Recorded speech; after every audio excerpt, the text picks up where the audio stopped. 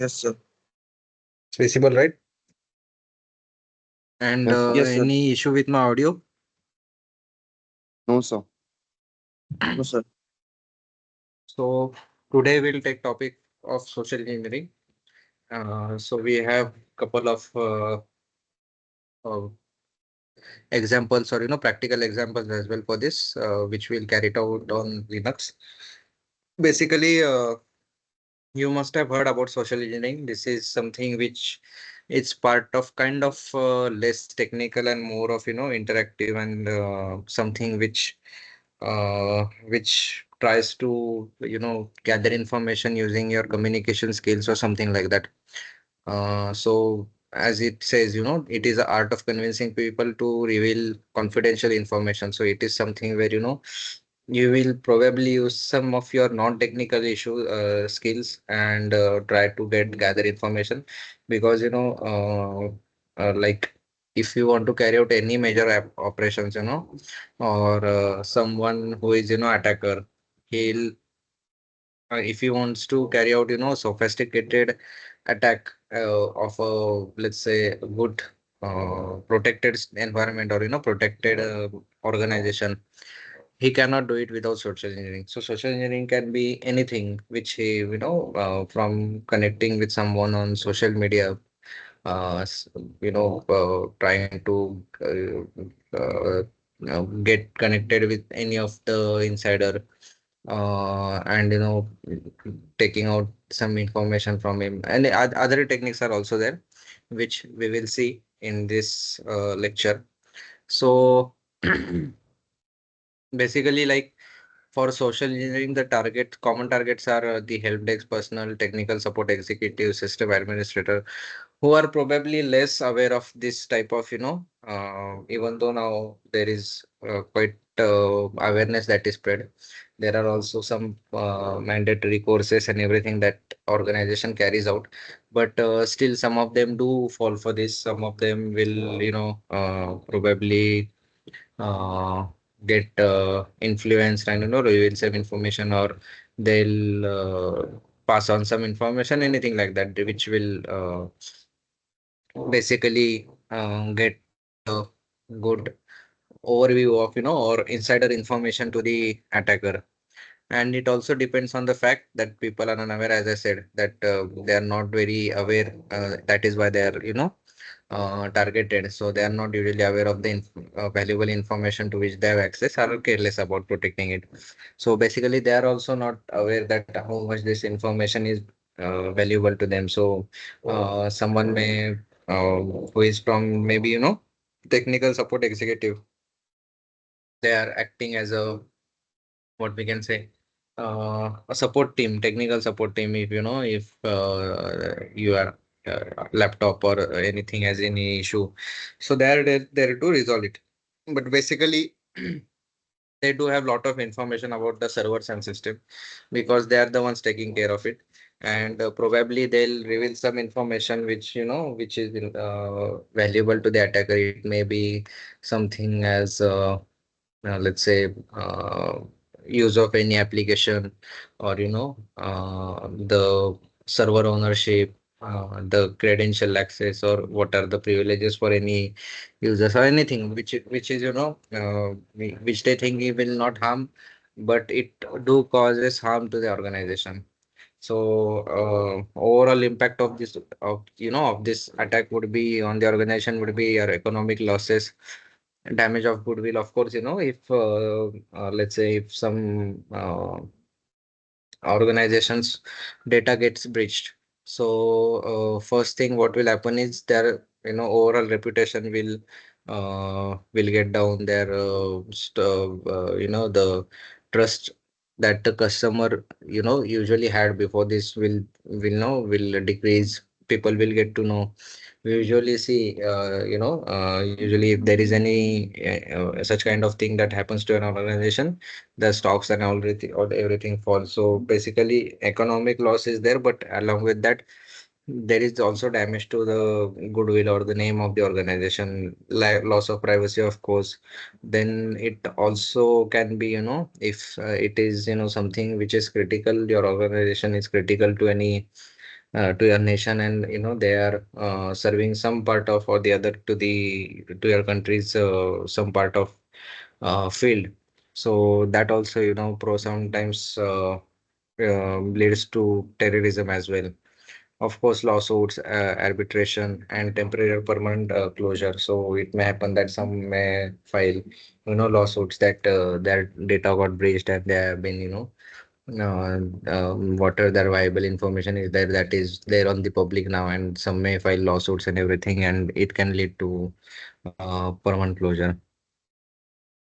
And yeah, I mean, all this basically happens because human is the weakest link in an organization. So you can protect your servers and everything, but basically you cannot uh, directly protect any of your organization members. And this basically have the behavior vulnerable to attacks are authorities and intimidation. Some may intimidate, or try to scare you to provide this information. Urgency is their familiarity. Some may be from your family, familiar people. So they might be some from your relationship, or someone who is your old friend or something like that. That way they can do it. And obviously, there is greed as well. Trust and greed are also there. So you think you might trust someone with your information, but that can cost a hefty price for that. And also, of course, greed is there. So someone's greed may lead to releasing of information.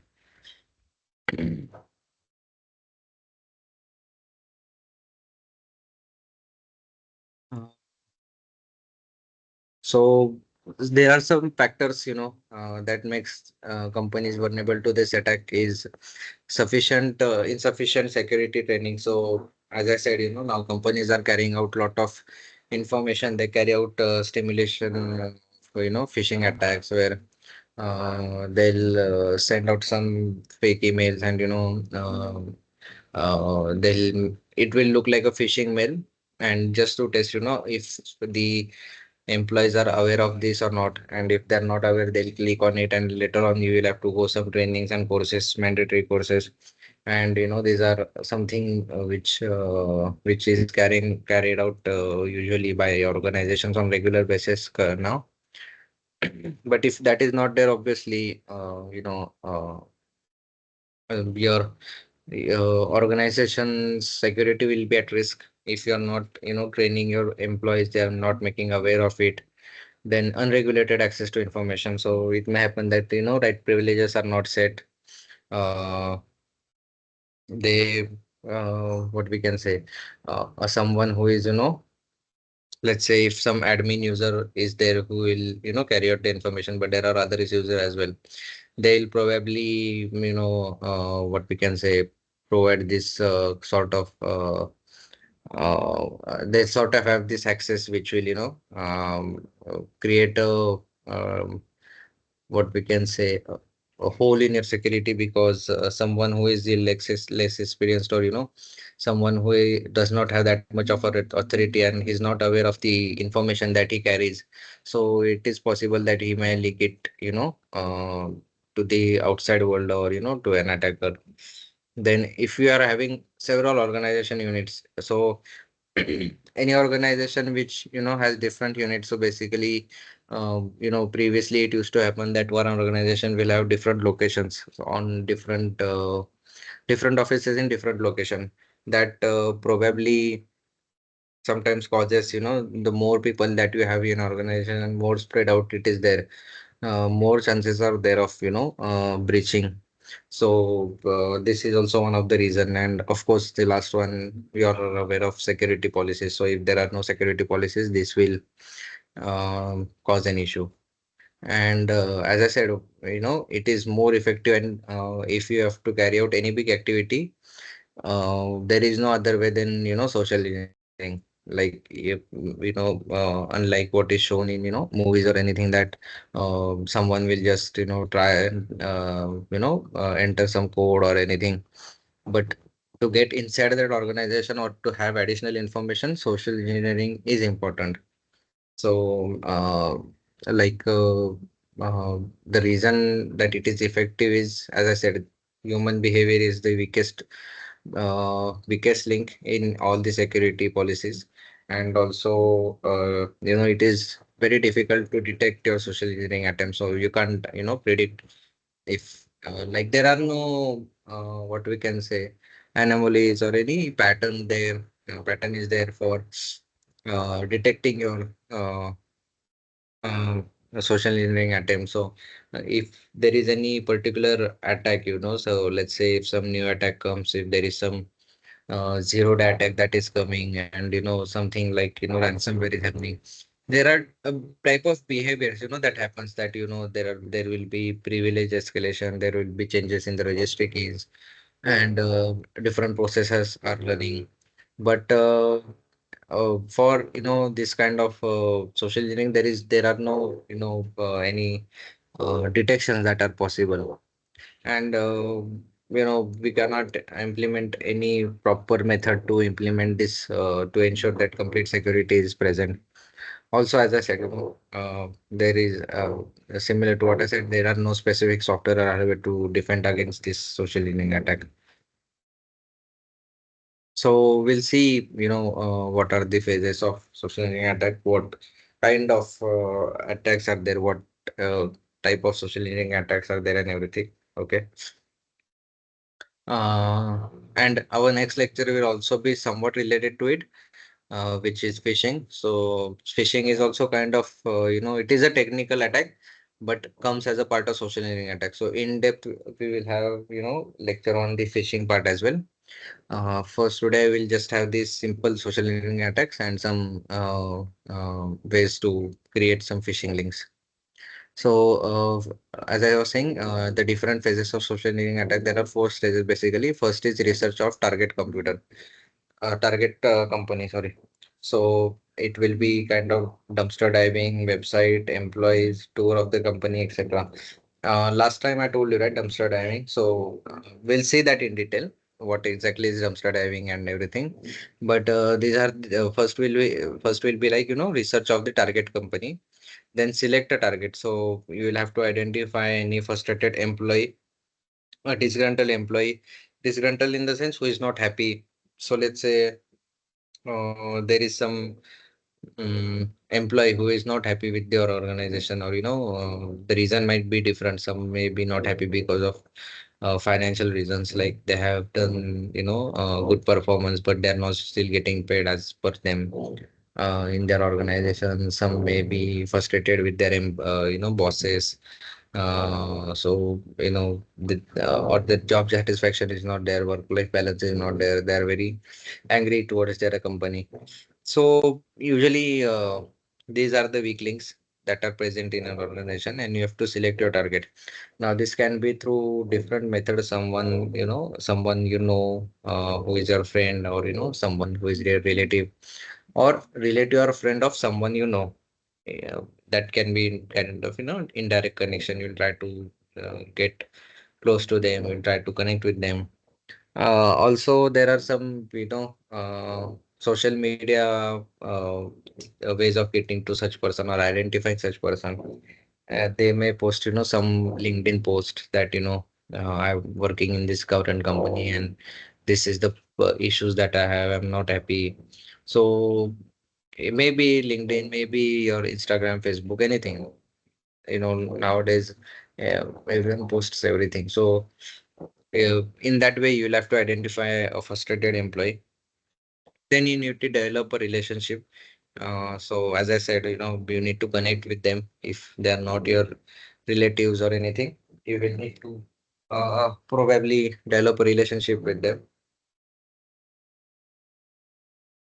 And then last will be exploit the relationship, that is collecting of sensitive information or financial information as well as current technologies. Then what are the social engineering techniques? So there are three types of social engineering techniques, and in that there are different types of techniques in there. So in first type, it is human based social engineering, which is gathered information is gathered by interaction of sensitive information is gathered by that. And these are the techniques which we'll see one by one. Computer based will be, as I was saying, phishing, spam mails, scareware, pop-up window attacks, instant chat messenger. Pop-up window we have already seen. Phishing will just get the idea in this one, but in depth of that we'll see in the next lecture. Spam email you must be aware of. Chat messenger, like there might be someone who is bot, or someone who pretends to be someone and then starts a conversation or with you, such kind of thing. And the last is mobile based social engineering, so publishing of malicious apps, repacking of legitimate apps, using fake security apps, or SMS phishing. We'll also say that in detail. So, yeah, human-based social engineering. So first is impersonation. In this, the attacker will pretend to be somewhat legitimate or an authorized person. Uh, this can be done, by using, communication medium such as phone, email.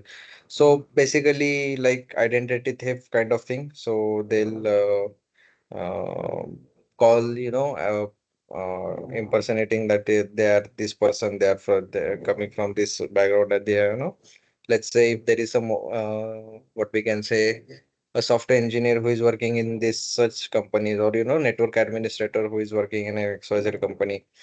Uh, Probably the attacker will, by some of the other method, uh, you know, impersonate as him. He'll pretend to be that person, and he'll try to gather the information. So this is the way that first, that they can try. So it helps the attacker to trick a target into revealing sensitive information. And this is the most common human-based social engineering technique. So we can see the examples. Posing as a legitimate end user, they'll ask for some sensitive information, like, I'm from finance department and I've forgotten my password. Can I get it? So probably, they'll say that, their password is expired, or, they have forgotten it. Can you send it one to one on a mail, or, in the chat? So they'll probably end up sending out that. Uh, as I gave the example, posing as an important person, or important user, so they'll pose as VIP of a target company, which is valuable customer, etc., or a valuable customer. And for example, they'll say that I'm CFO secretary and working on a larger project. Lost my system password. Can you help me out? And whenever someone who is of higher authority calls someone who who is not that at that level, they'll probably come under pressure and provide that information. So this is something which is uh, kind of sometimes a successful attack, or posing as a technical support agent. They'll request for IDs or passwords for to that from that particular team.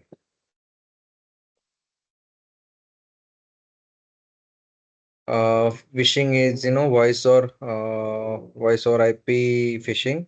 So it is impersonation technique, electronic fraud in which attacker tricks individual to reveal personal information and financial using voice technology such as telephone system, or they'll probably, like, this is basically where they'll make use of technology to imitate the voice. So if someone, let's say if someone is there who is a manager, or senior manager, general manager, someone who is of higher authority, they'll make use of some technology, and they will try to create that particular voice, and ask them to reveal the information.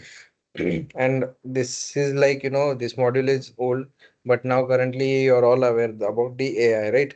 So anyone can just what we can say, uh, create some voices of any particular person, and they'll just ask for the information, call, and talk, or record something, and ask them to provide this information. So this is now very much possible with the use of voice technology. Now to avoid this, it is basically That is why it is recommended not to share any password one to one. It has to be either on mail or using a ticketing tool. So basically, you have the record that you have done something, and it notifies the end user. So that is why it is never advised to have sharing the password one to one. So some of the example is abusing the over helpfulness of help desk. So the attacker calls a company's help desk, pretend to be someone in position of authority and relevance, and tries to extract sensitive information from help desk. Examples will be somewhat similar, but over here some what we can say technology is used to uh, you know pretend to be the end user, or using the voice module. Then next are eavesdropping, shoulder surfing, and dumpster diving. Eavesdropping is something like listening of conversation, or listening of someone who is reading of messages without letting them know. So let's say if there are two people who are communicating, and we are just standing or sitting nearby them where you can hear them. So let's say like there are two employees who are working for a company, and they're sitting in a cafe and discussing something. Maybe the attacker will be nearby. He'll just try to hear what the information is being exchanged, and he'll gather that information. Or it can also be interception of audio, video, or written communication. So probably this is something that comes under what we can say uh, kind of audio phone tapping, something like that. As I said, this can be done using communication channels such as telephone lines, email, instant messages, etc. Next is shoulder surfing. These two, I guess we have already discussed. We'll just repeat it. As you can see in the image, shoulder surfing is basically someone who is standing behind you, and while you're typing the password, or some information, your account number or anything, someone is standing just behind you and trying to read the message. It is also now recommended to make sure that when you are standing in the ATM line, no one sees your pin. So this is a part of that social meaning attack of, and it is called as shoulder surfing. Then next is dumpster diving. So looking for treasure in someone else's trash. What does it mean is basically there are what we can say information where you have it in in your receipts or something like that, or you will write a password, throw that into the dustbin, and the attacker can go into that dustbin, try to search it for it, and take it out, and get his whatever the information that he needs.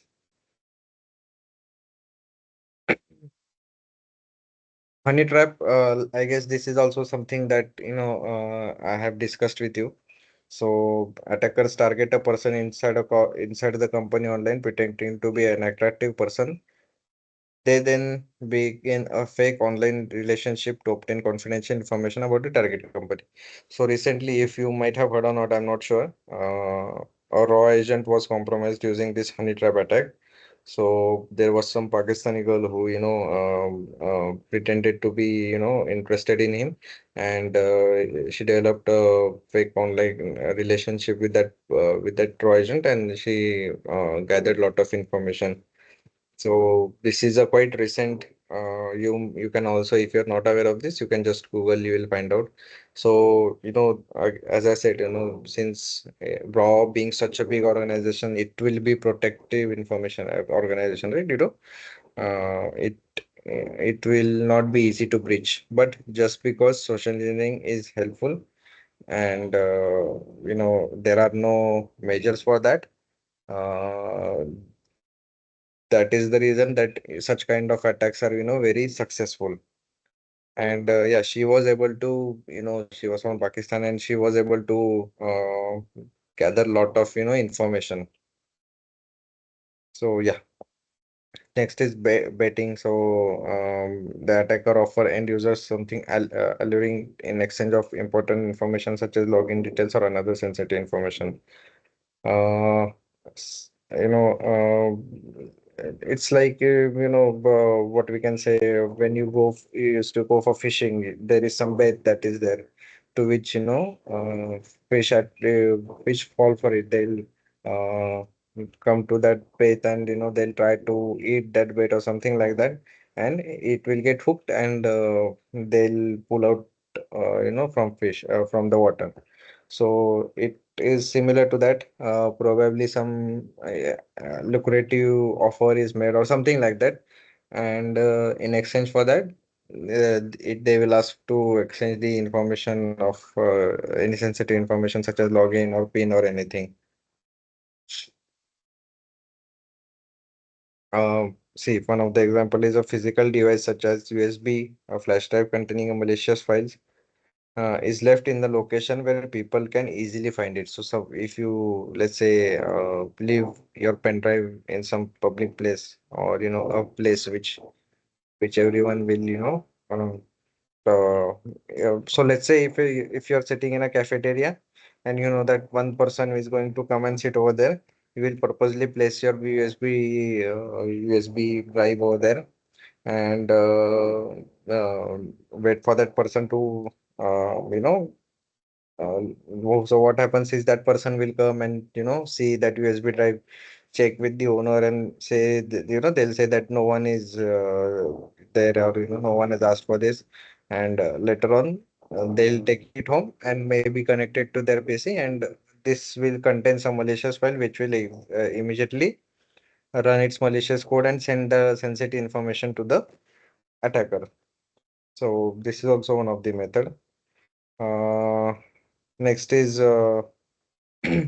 quid pro quo. So, in this, the attacker will call numerous and random numbers within a company, claiming to be from a technical support, and they'll offer their services to end user in exchange of confidential data or login credentials. So, basically, they'll get this information, where they'll have that login data, phone number details, and everything. Call on all these random numbers and claim to be from technical support, and they'll offer some services in exchange for uh, revealing the sensitive information. Then next is elicitation. So in this, the attacker extracts information from the victim by engaging them in him or her in normal and disarming conversation. And so basically, as I said, communication skills is one of the major what we can say, a major uh, factor in this. So they'll engage the victim in some what someone somewhere, they'll make sure that the victim is comfortable with them, and then once they're comfortable, they'll just at they'll what we can say, appear to be harmless, and once you get the trust of that person, they'll reveal all the information to you.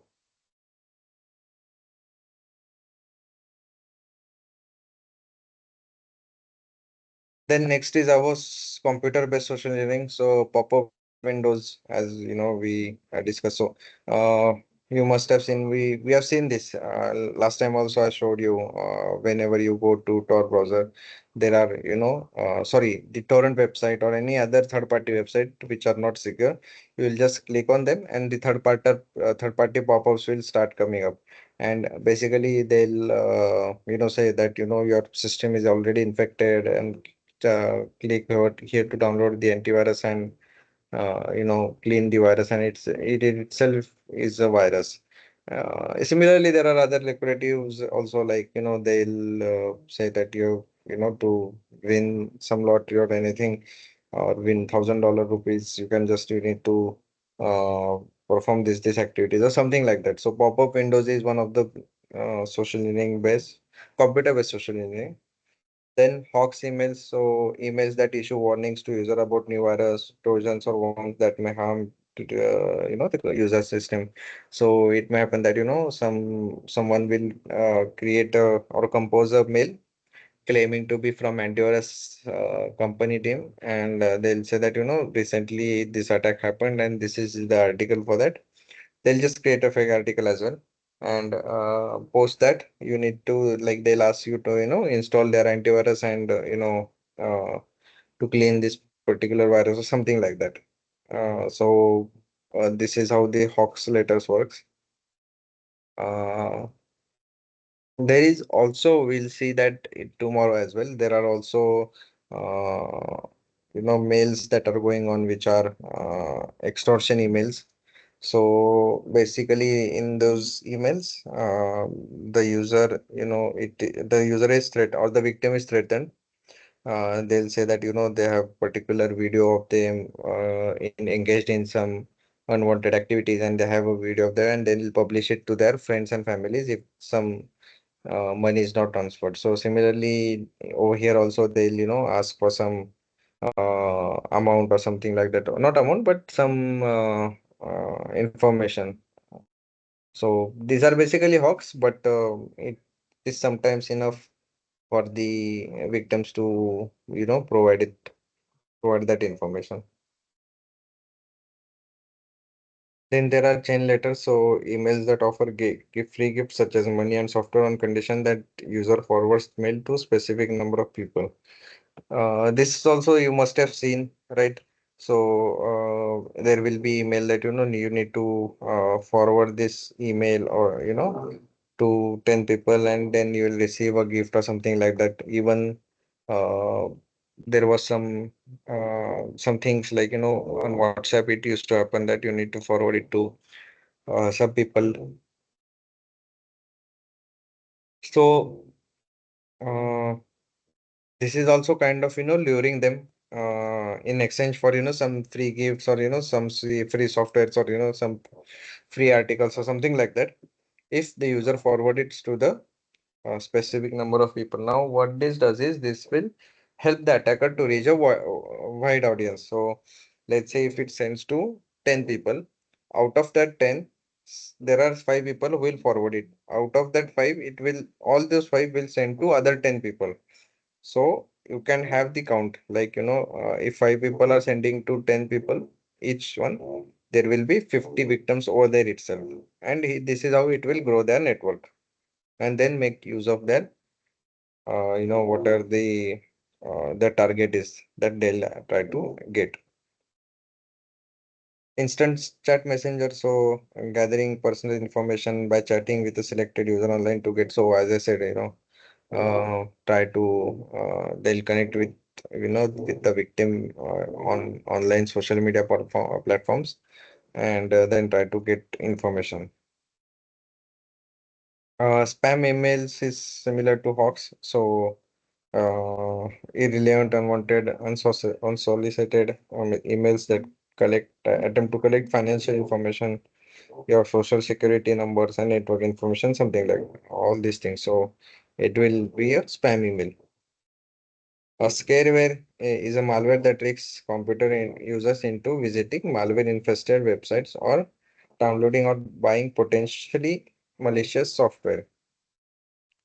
So basically, there is a malware which will trick the computer users into visiting some of the websites. So it will be through, uh, showing a pop-up or showing ads, and it will try to take it to that particular user where it will download the malicious software. So here you can see, right, the pop-ups, the examples of the pop-up. So there will be kind of pop-up that you have won this thing, and this is the prize, and you can click over here and claim your prize. And this is something, as you're infected by these viruses. So if you click on it, it will download a virus.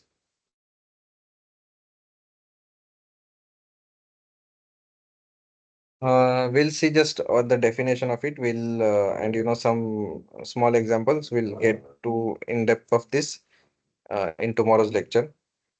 So, phishing, it is a practice of sending illegitimate mail claiming to be from a legitimate site in an attempt to acquire users' personal information.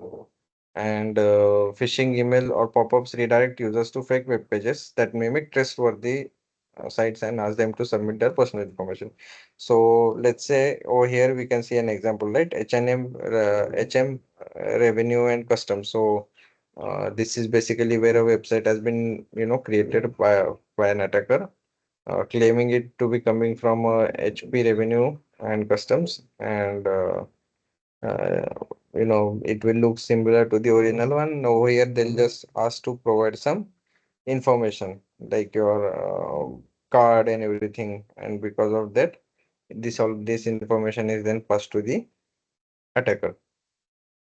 We'll see tomorrow this in depth. I mean, in the next lecture.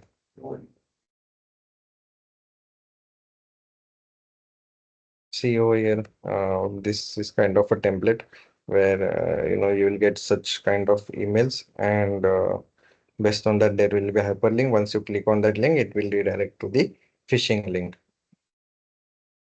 Okay. See in this one. Okay.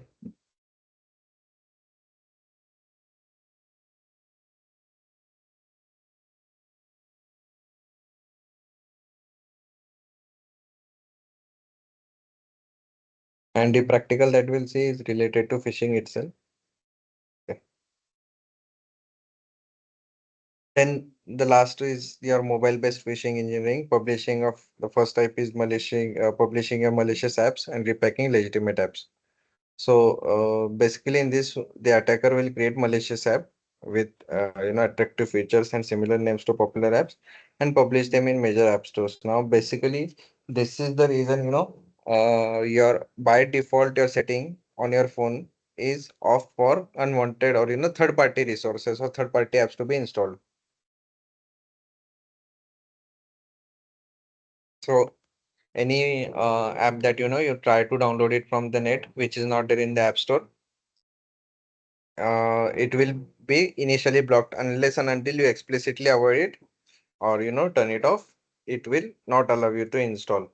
Reason is whenever you create app, so that is published onto your uh, app store, you send it to app store or Google store, Play Store, and you ask for publishing of that app. But over there they have their checks. They'll see that this is nothing as suspicious. This oddly uh, pre-checks and everything are done, and then they'll what we can say, they'll only after that publish the apps. So if we are downloading from a third party or anything on from the internet, it doesn't have those checks. It is directly available. Now let's say a app like, you must be aware of Picasso or something like that. It is a streaming app. If you install that app, it is not available on Google. Why? Because it is something which is doing as a non-legitimate thing. You can't have something, piracy is there basically in that. Now even that, if you run that app, there you will see a lot of pop-ups are there. Why? Because there are no major checks that are done. If any like any legitimate app, let's say if you're Netflix or Prime or Hotstar, when you install that app and everything, you won't at least have pop-up that if you click over here, it will redirect it. That doesn't happen over there. So that is why it is always recommended that you download your apps from the Apple Store or Play Store. Users download this app unknowingly and are infected by malware that sends credential to attackers. So how it is there, you can see in the diagram. Basically, the attacker will create malicious mobile application and it will publish it on the mobile store app. Basically, now it doesn't happen, but still it can happen. Like it's like because basically these companies will do their checks and everything, but they might miss out something, or if the attacker is too sophisticated, they might not able to catch him. So that is why it will try to install an app store. If not, it will have it on third party, and it will send out some it will now someone who is capable of developing apps, they'll also develop some pop-ups, and through pop-ups or something like that, or just by doing publicity or anything, they'll just gain the popularity, which will lead to user downloading it on your system, or sorry, your mobile. Once the user downloads it and install the malicious application, it sends user credential to the attacker. So whenever then after that you try to log in, it will be reading all your sensitive information. And in this, there is also second type, which is repacking of legitimate apps. So basically, it will try to uh, create a let's say there is some gaming app which is maybe anything or COD or PUBG or something like that. It will try to create a similar type of that, and publish it on either Play Store. If it doesn't get passed, they'll again try to get the popularity for that, and then uh, ask the user to download it. Once it gets downloaded, the credentials will be passed on to the attacker. Next is your fake security application. So attacker infects your system victim PC. Then it uploads the malicious app to the App Store, and then whenever the victim logins on to his or her bank account, malware in the system displays a pop-up message telling the victim to download an app onto his phone and to receive the security messages. Once it downloads the malicious mobile app on the phone, the attacker can have two-factor access authentication information that is sent to the victim from the bank via SMS. So basically over here, it will first infect the system of the user. Then it will from that attacker also uploads at the same time a malicious code onto the or a malicious app onto the App Store. After which, whenever the victim logs in onto his bank account, the malware will pop up and they'll ask to download the message, or the particular application on its phone. So basically, sometimes what happens is, even though there are legitimate accounts as well, it may happen that if you visit any bank application or bank website, it will say that we have this to application that is present, you can download and do the same. So we have the mindset, if the app is there, let's try it from app. But over here, same technique is used with a malicious intent. So it will try to ask the user to install the app, and through which it will then try to get the information whenever the user logins. SMS phishing is there. SMS phishing is similar to what our normal phishing, email phishing is there. So it is an act of using SMS text messaging system of cellular phone or other phone devices to lure users into instant action. So basically it will make use of the SMS, and on the SMS it will maybe provide a link or just send out a message to downloading of malware, uh, or what we can say, visiting any malicious website, or calling any number. And SMS phishing messages are generally crafted to provoke an instant action from the victim, require them to provide their personal information. So example over here, Tracy receives an SMS from a security department from an XYZ bank. It claims to be urgent and instruct Tracy to call the phone number in the SMS immediately. And when she calls it, she hears a recording asking her to provide card or credit card, debit card number, and in which Tracy will reveal all the information. So you can see such things happening a lot now, right? Where the will receive a message, and they'll ask, there will always be, a sense of urgency, and there are different types of attack. Someone will say that, some money was given by some of your family members to them and they want to return it, and they'll compose exact the message that is there, that your account has been credited by this amount by this account number. And then they'll say that there is a mistake, that let's say for example, instead of 30,000 I have transferred 3 lakhs, so kindly send me the rest amount of 2.5 lakhs. And user then, and they'll always be in urgent, like please send it immediately, I am tensed and I'm in the middle of something, so please send it. So and they'll try to force an pressure to you. And then the basically the victim falls for it, and since they feel that I can see the message is there, then they'll probably try to uh, I mean the victim, sorry, the attacker will try to pressurize them and to send out the amount. And this is going on, a lot of, lot of ways, and lot of things are right now going on. So I'll tell you two, three types of trends that are going on currently. So first one I already told you, where I personally received such fraud message and for fraud call. Then there will also be a fraud call where they'll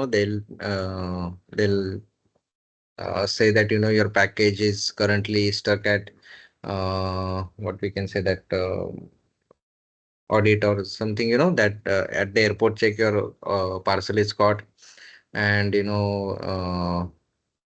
is under radar and something like that, and you will have to probably come to the police station, and this will be by customs it is being caught, and probably you'll need to visit police station or something like that, or police will call you, and you'll probably have to spend some jail time or something like that, and this creates some sort of panic in the victim.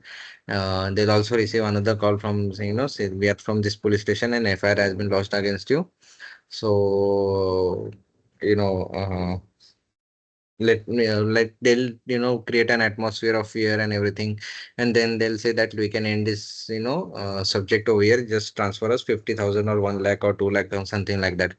And once they transfer, there will be you will come to know that such other thing that never happened. Then there is also one that you must be aware of right now, where you will receive a message, and or you will also receive a call or message where they'll ask to that you have won this lottery and just enter your PIN. And once you enter your PIN, most of your account, whatever the amount that they are claiming, 50,000, 1 lakh or something like that, that will be immediately transferred. So basically, there are such kind of right now trends that are going on, and all this mobile based social engineering hacks and everything and frauds are going on.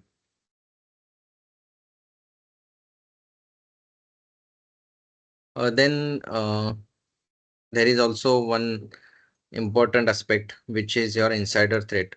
So basically, insider threat are most dangerous one, and these are generally performed by some of the users, like privileged users, so who who are the trusted employees of the company, maybe such as administrator, as I told you, or even managers who have access to confidential data, or someone who possesses all those privilege access and everything.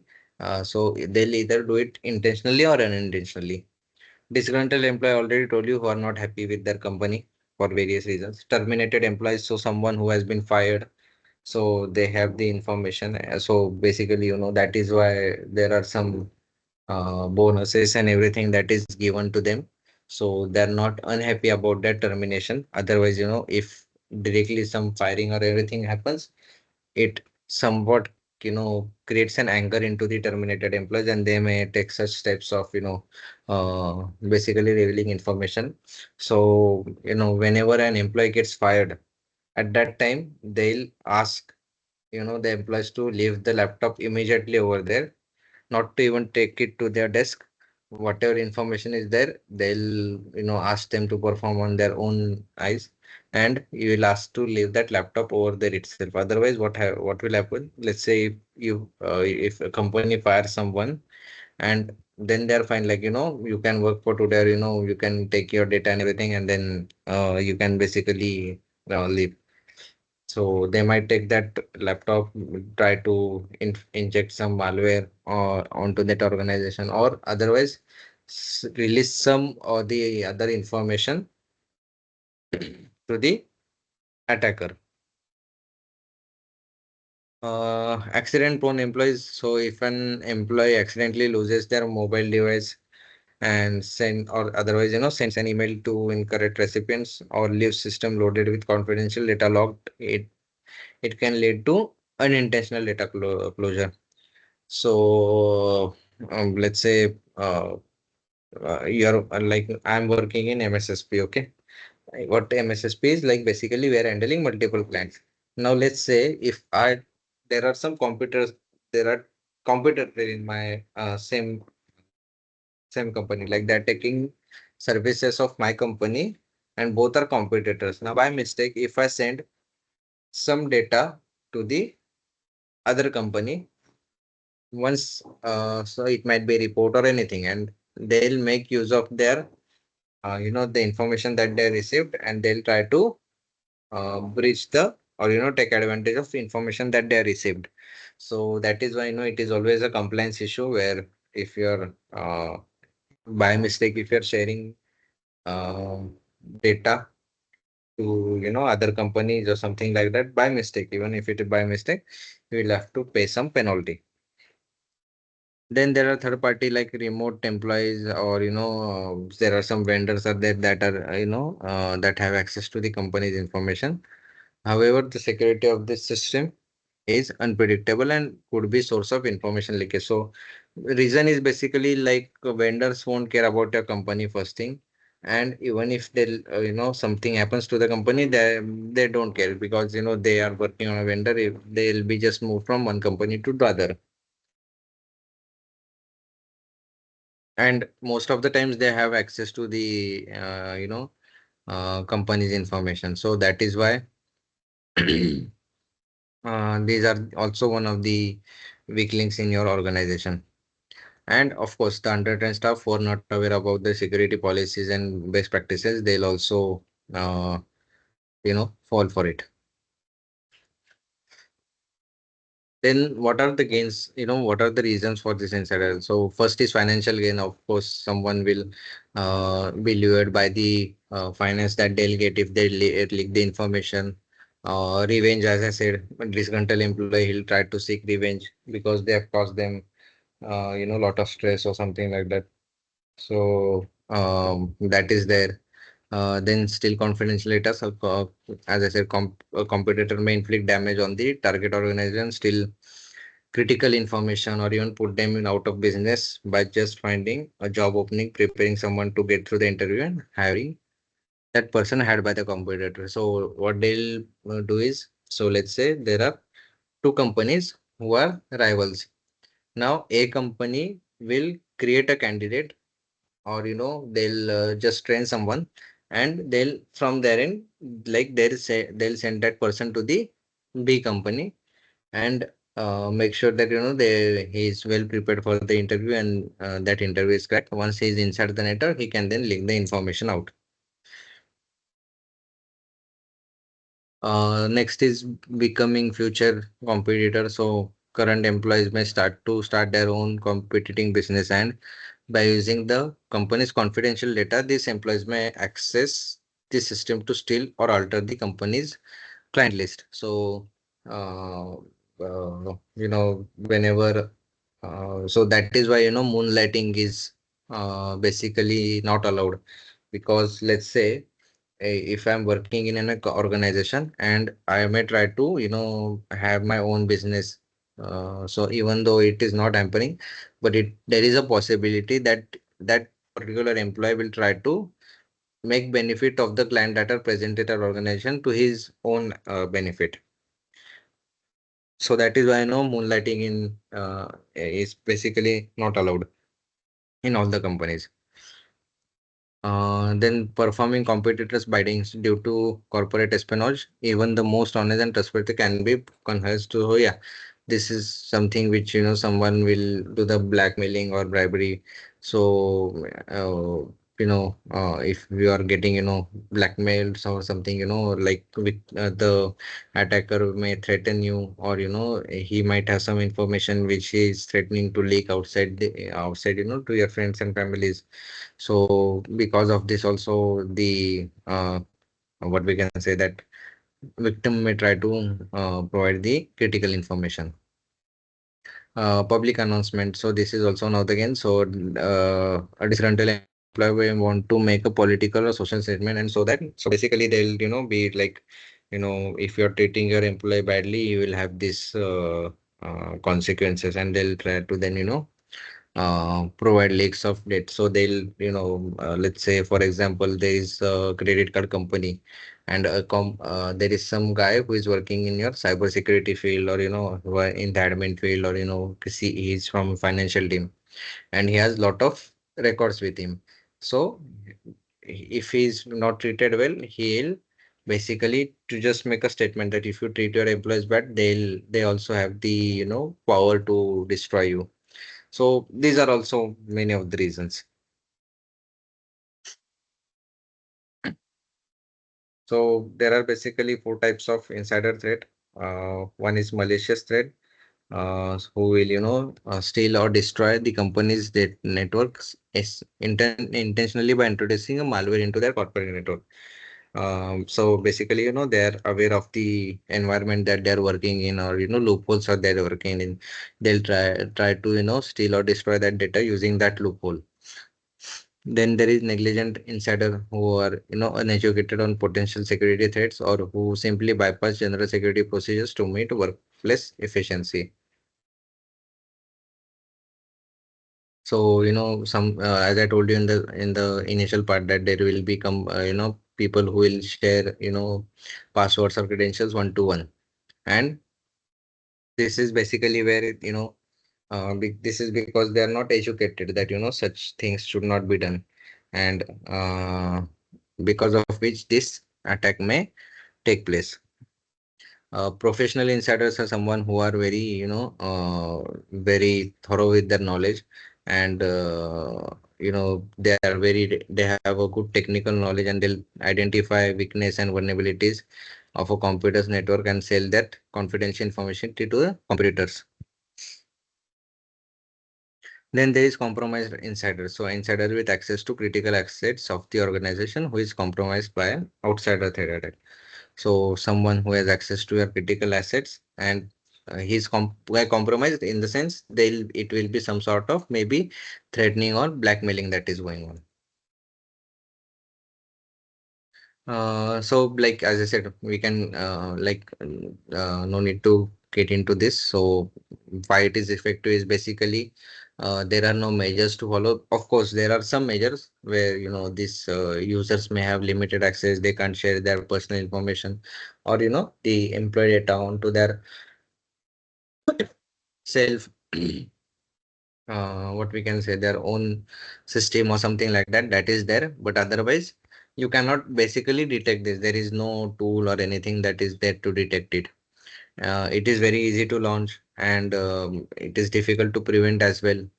And even if the malicious activity is detected, the employee may refuse to accept responsibility and claim it as mistake. So even if they have done it intentionally, they will say that by mistake it has done, and there is no way to uh, make them accept that it was done intentionally. Also, it is very easy for the employees to cover their actions by editing or deleting logs. So these are some behavior indications of insider threat. There will be data exfiltration alerts. Data exfiltration alerts mean large amount of data is being sent from inside to the outside. Then there are some logs which are modified. There are some logs which are deleted, so someone will log in, and there are some audit logs that some changes are made to the database. There are some policy changes made to the firewall.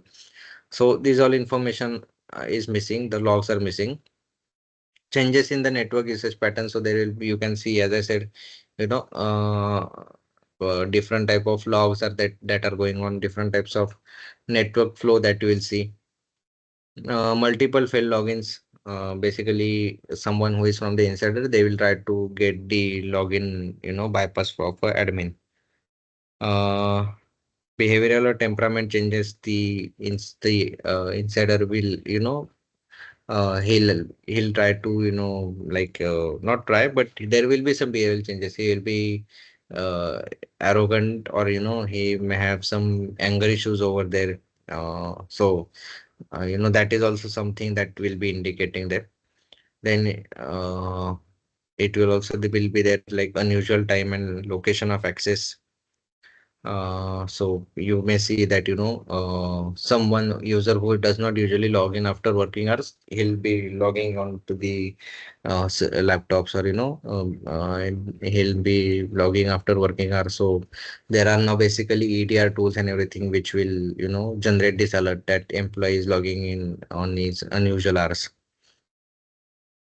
Same like logs. There will be some modifications or missing critical data, unauthorized copying of, or downloading of sensitive data.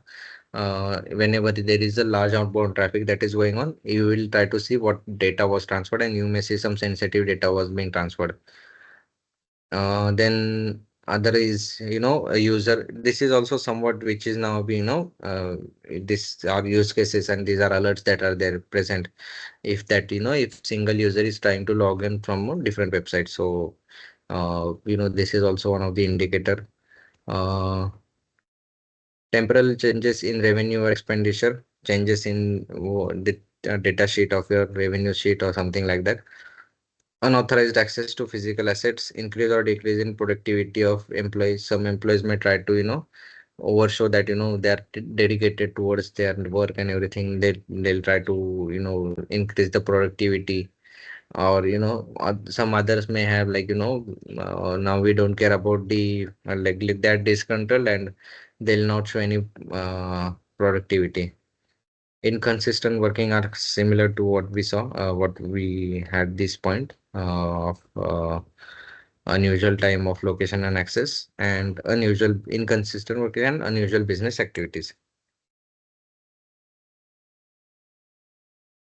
Similar to what we saw of impersonation in social media networking sites also, this can be done, let's say LinkedIn, Insta, Facebook, anywhere. So they'll create a fake account, pretend to be maybe CEO or something, or vice president, general manager, and they'll try to contact, and I'm working in this organization as this, and I need this kind of information from you, and I want to reach out to you for that.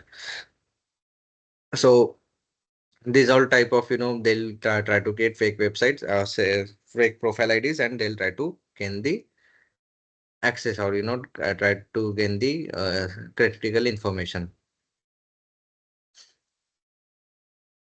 So here you can see someone who will make maybe a fake profile of Christopher Nolan, and then maybe try to reach out to you, and then uh, gain the critical information. So we saw already what kind of social threats will be there. Identity theft. So similar to what we have seen till now. So these are the common techniques to obtain personal information for identity theft. That is theft of your wallet, laptops, cell phones, etc. Social engineering, as I told you, dumpster diving, shoulder surfing, phishing. All these are the methods of identity theft. So what can be the countermeasures? So basically countermeasures are, if you are concerned with the policies, your policy should be good, and there should be a proper procedure. Someone calls you, no matter who is there, no matter how much sure you are, never share your password one to one, first thing. Then a good training should be provided to them, and it should, signed under, that they have understood this policy. all their companies basically carried, but there are still like, some additional things that needs to be done. And if coming to passwords policies, so periodic changes of password, a password should expire after 3 months or something like that. Sometimes this password never expires there, so that should not be allowed. Avoiding disable passwords, easy passwords. So that is why there are some policies that your password should contain this mixture and everything. Account blocking after failed attempts. So after let's say 3 or 5 attempts, it should be locked. Increasing length and complexity of password. If you're like similar to what I said, there are some policies which should have complexity and length. So yeah, and improving the secrecy of passwords. Physical security, no tailbacking, no uh, uh, you know uh, access that is provided to any room. Such things should not be allowed. Proper shredding of useless documents. So sometimes to avoid dumpster diving, shredding of documents should be done. And employing security personnel. And as defense strategy, there should be social engineering camps, gap analysis, and remediation strategies. So now we'll see some practical of how this basically phishing attack can be carried out. So there is a tool which is NextFisher. Okay, you can download that NextFisher tool onto your Kali, go to that directory, and then you will just need to run that. You should run it using the sudo bash NextFisher. Once you do that, it will ask for different types of web pages that are there. Okay, you can choose any of the web page. Let's select now Instagram. We'll have the traditional login page. For now, we'll just have the local host. This is the link. Okay, now you can either bind it when you open your Google. You will see there is one option of link binding. You can either bind it or directly send it to victim, but it is usually recommended that you have it binded, so it looks more authentic.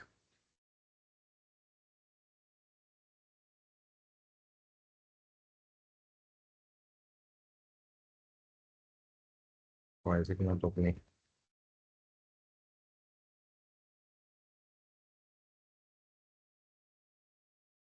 Copy this link address, paste it. This so much looks like a legit one. Okay.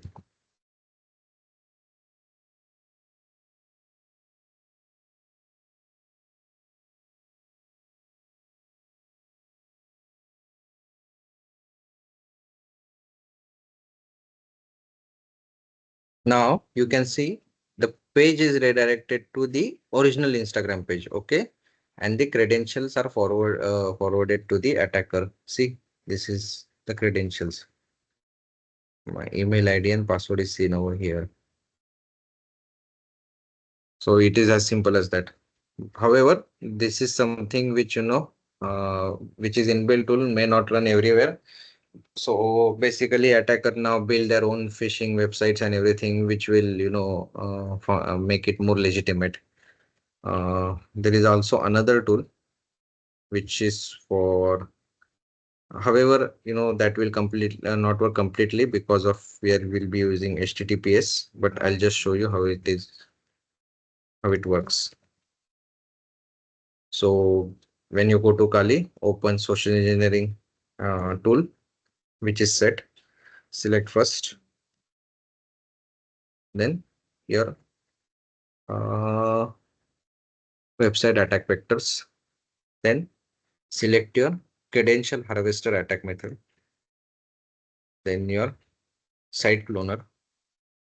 So over here, IP address for the post back. What does it mean is this the same IP address that you want the data to be forwarded to, or send back the data? We'll just keep as it is. this is the IP of my Linux system.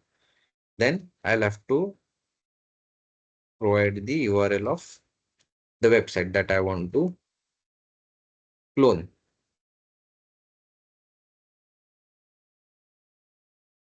We'll clone Facebook.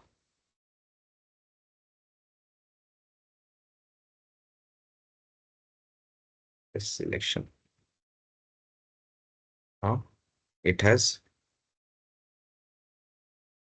this cloning.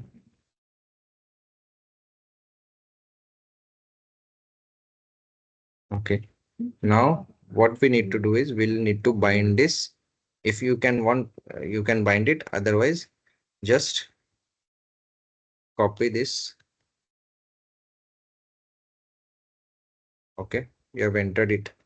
Let's see. Yeah, see over here it has started loading. Of course, this won't be in our text format because now I have entered it over here.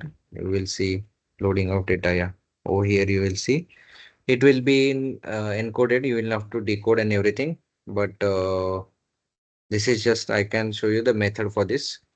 See, we got a hit printing the output. So they have found out possible username field. They just try to map it. And then all this, there is some field and everything is there. So this will be saved in an XML file, but of course this is all encoded and everything. So basically that is something a different story. You'll have to decode and everything. But yeah, this is how the social engineering methods for phishing are done.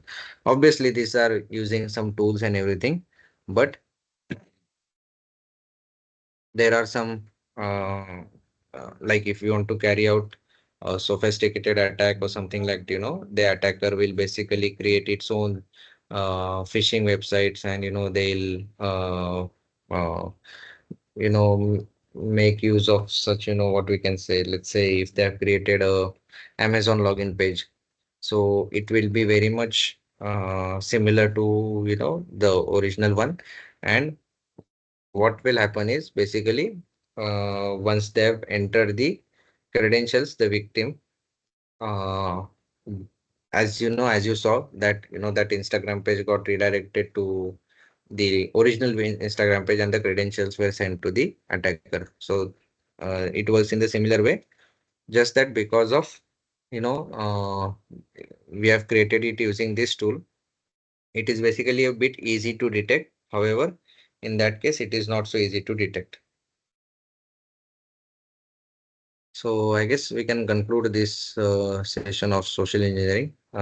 You guys have any questions?